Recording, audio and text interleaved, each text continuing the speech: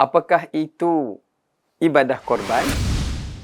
Korban ataupun udhiyah ialah ibadah menyembelih binatang ternakan tertentu pada hari raya Aidil Adha dan juga pada hari-hari tasyrik, iaitu 11, 12 dan 13 Zulhijjah dengan niat untuk beribadat kepada Allah Subhanahu wa taala.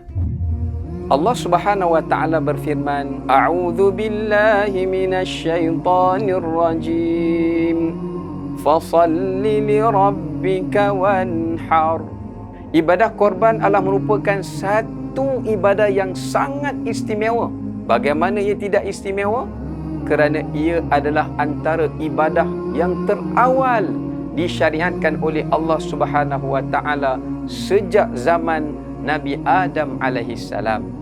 Bahkan ibadah korban itu mengenangkan kita kepada pengorbanan kekasih Allah, iaitu baginda Nabi Ibrahim dan juga pengorbanan anaknya Nabi Ismail alaihi wassalam.